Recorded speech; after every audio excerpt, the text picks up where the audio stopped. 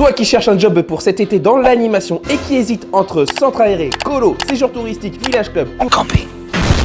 Bref, entre être animateur dans le privé ou le public, cette vidéo va te filer un coup de main. Frontereux, welcome et bienvenue sur Run Movie, la chaîne 100% animation. Si tu regardes cette vidéo, c'est que très probablement tu envisages de travailler dans l'animation. En revanche, si tu es arrivé ici par hasard, c'est qu'un Anonymous a trafiqué l'algorithme YouTube afin de rediriger tout le monde sur cette chaîne afin que nous puissions faire beaucoup plus de vues que la cinquantaine habituelle. Donc, contribue toi aussi au développement de cette chaîne en t'abonnant, en likant ou même en m'insultant allègrement dans l'espace de commentaires sous la vidéo. Bref, passe à l'action et sors-toi les doigts ou mon pote fera déferler les enfers sur toi. Parce que tu cherches désespérément un moyen d'aller sur le dark web, tu viens de t'aventurer sur les réseaux sociaux en comprenant que le mercato des animateurs avait débuté. C'est bien, tu t'es dit que c'était un moyen facile de gagner de l'argent pour financer tes études de taxidermiste. Ok. Maintenant, entre les demandes pour trouver un job, les annonces qui en proposent un, les propositions d'emploi pullulent plus que la syphilis au Moyen-Âge.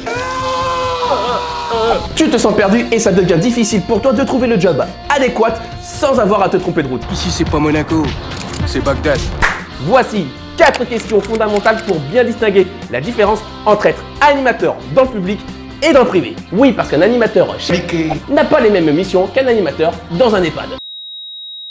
Pour quel but faire de l'animation? Si tu te sens l'âme d'une mère Teresa et que tu as confectionné un véritable programme pédagogique révolutionnaire auprès d'enfants grâce à un atelier de bijoux fantaisie en pousse de bambou, reste dans le public. Dans le privé, comme les campings ou les village clubs, zappe et assis-toi sur ton idée. Ce qu'un animateur doit y procurer, c'est la création de souvenirs intenses. Oui, il propose du rêve, de l'évasion, mais aussi de l'inédit.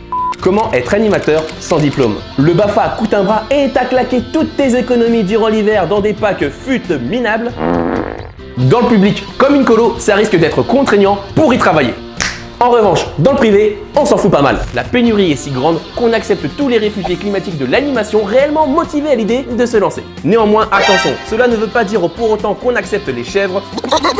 Être animateur camping peut donc constituer la première expérience dans le milieu, mais aussi le moyen de toucher au minimum un SMIC pour pouvoir payer sa box de bœuf et son matos de youtubeur make-up. Rajoute à ça le fait que tu sois logé, parfois nourri et que tu contribueras grandement et très certainement aux bénéfices de Durex. Alors, cela devrait te faire méditer. Où est-on le mieux payé? Tu veux le salaire de Cristiano Ronaldo? Fuis l'animation, on y est tous pauvres. Surtout si tu pointes dans un centre aéré. Si t'achetais moins de drogue aussi. Dans le public, tu as plus de chances d'être confronté aux restrictions budgétaires qu'à l'incendie de la cathédrale Notre-Dame. Pour tes besoins papier crépon, la validation devra passer par les différents niveaux hiérarchiques. Autrement formulé, ta commande de foutu papier crépon recyclé te sera livrée une fois que tu aies le temps de bien dessécher, comme mon camarade de cours de biologie en 1996 au collège Victor Hugo. Dans l'animation privée, c'est la logique d'investissement d'entreprise qui prime. Si ta réputation est bonne et que tu as fait tes preuves, tu pourras négocier ton salaire. Certaines sociétés n'hésiteront pas même à mettre plus de moyens car l'animation fera passer le meilleur séjour possible à leurs vacanciers. Et surtout leur filera une irrémédiable envie de revenir en claquant 1500 boules pour une semaine dans un 4 places au Hara. Non, pas celle-là, celui-ci. Où est-ce qu'on travaille le plus? T'es cégétiste, affilié aux 35 heures, coupe ta frange et privilégie les centres aérés plutôt que les séjours. Petit enculé! Dès que tu pars en colo avec des enfants, c'est pour vivre H24 et 7 jours sur 7 avec eux. Tous les jours, tu manges avec eux, tu les animes, tu les encadres dans des excursions à la sardinerie locale. Et le soir, tu te tapes des rondes pour t'assurer que le jeune Lenny ne s'est pas faufilé dans le dortoir des filles afin de jouer à touche pipi, alors que toi, tu pourrais être avec Céline, monitrice de cheval. Je vais monter toute la nuit. Au camping, c'est plus souple. Tu gères un créneau d'animation le matin et l'après-midi. Le soir, c'est au suivi d'une animation de soirée pour les adultes. Bref, tu es plus libre. Il y a encore beaucoup de distinctions entre être animateur dans le privé et le public. Chacun possède ses forces et ses faiblesses. L'animation est une question d'adaptabilité, de souplesse et de curiosité. Soyez donc et découvrez, expérimentez les deux milieux professionnels pour tout simplement définir celui qui vous correspondra le plus. Bref, quoi qu'il en soit, le choix vous appartient.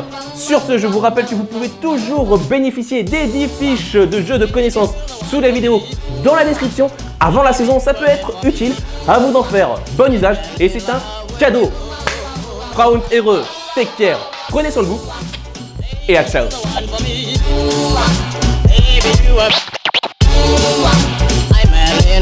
with you.